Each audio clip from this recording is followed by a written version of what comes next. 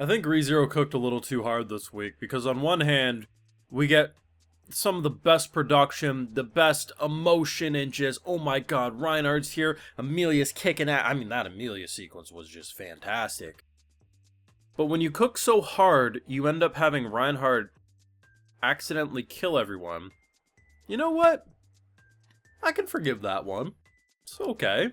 You know, at the end of the day, everyone is brainwashed. You kill the head snake, everyone else's head's gonna pop, so hey, accidents happen in ReZero, so unfortunately, maybe Reinhardt isn't the key in this case. But then they kidnap Amelia by the end of the episode, and Gree decides to say, hey, I'm gonna take her as my 70-something wife, because why not? And while that's bad, you think to yourself, hey, they'll probably kill us here, we'll just reset. Not necessarily. And what if, they already kind of screwed us with a new checkpoint, 10 minutes of prep time? Could you imagine if they update the checkpoint after they kidnap her, or just before they kidnap her? What are we supposed to do if that happens? ReZero is cooking with this season, and it is going to be a painful, if not exciting ride. Now, of course, I have those full live reactions over on Patreon if you want to see my mind break in real time to that ReZero greatness over there exclusively. So, way better than episode 1. And that's not me saying I disliked episode 1. Even take away from the brutality of the end of episode 1, I loved what they did. It was the perfect return. And the idea that Subaru went like a year without a death is pretty crazy. So for him to have such a intense reaction, not only because of, in my opinion, the worst death. Some people like to argue, what about the rabbits? What about, it's like, if you're looking at pure physical pain, sure, there's been worse. But when Subaru is being forced against his will to clap and cheer and root on the death of a little boy being brutally tortured, to me, the mental anguish of that is way worse. Physically, eventually you grow numb. It's like, you know, being burned alive hurts for a bit, but eventually your cells start to die out, right? I don't know, maybe it's just a difference of how people deal with it. If you told me to pick a hand, get eaten by rabbits for hours or cheer on a little boy getting killed, I would take the rabbits. That's just me. But the idea of how intense his reaction was, not only because he hadn't experienced something like that in quite literally a year, it also was just so sudden, like his head popped, he didn't know what the hell happened. And they escalate very quickly. He tries to do it by himself, which I think is probably smart, and just immediately gets strangled. The initial... This is, if you actually know anything about hangings and stuff, like, if the drop isn't high enough and stuff, like, quite literally, yeah, it's a very slow and painful situation, and that's what happened with Subaru.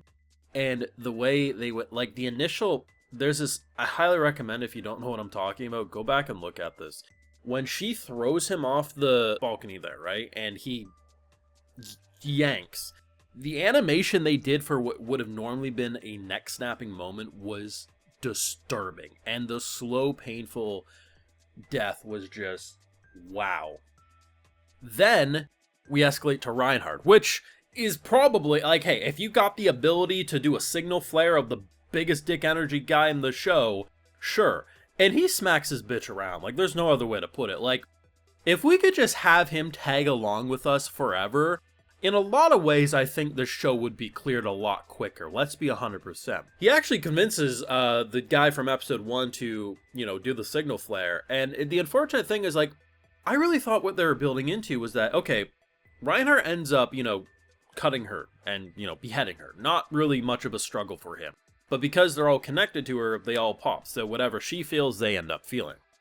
So I figured what the play was going to be was to summon him again, but have him, like, say, hey, don't kill her, just keep her distracted, because if Subaru was able to wake up from the brainwashing, maybe you just gotta smack these fools around a bit, you know? Like, I don't know, like, hell, maybe you just gotta blindfold them, put some earplugs in, I don't know what the play is, but I figured if we get them all collectively to just get the hell out of here, maybe that's what we do.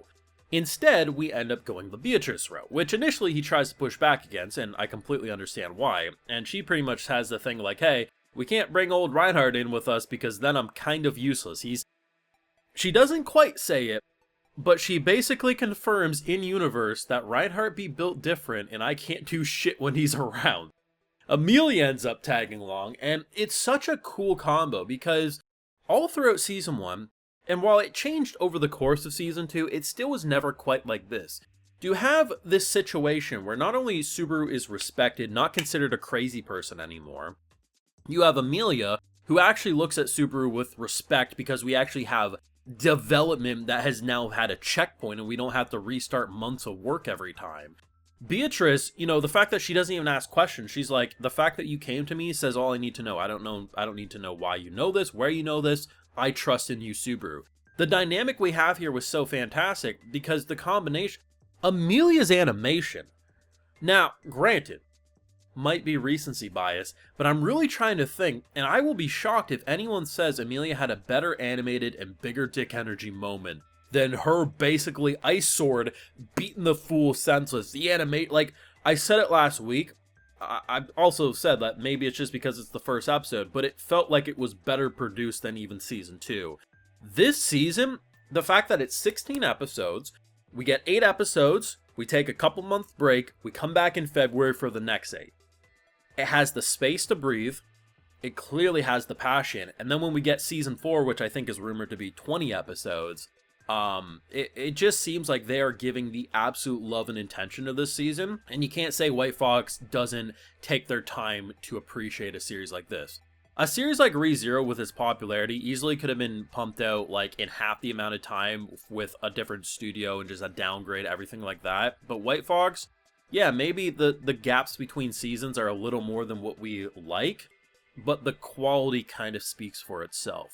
New opening and ending, fan-freaking-tastic. Hopefully they keep both when we, you know, because there is that 2-month break in between, you know, at the midway point. They might end up making new openings for it, but I hope they just keep exactly what we have here because they are perfect. Visuals, songs, everything.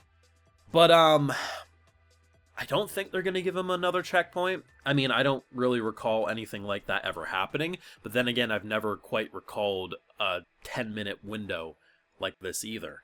So, there's a lot of uncertainty. There's a lot of fear.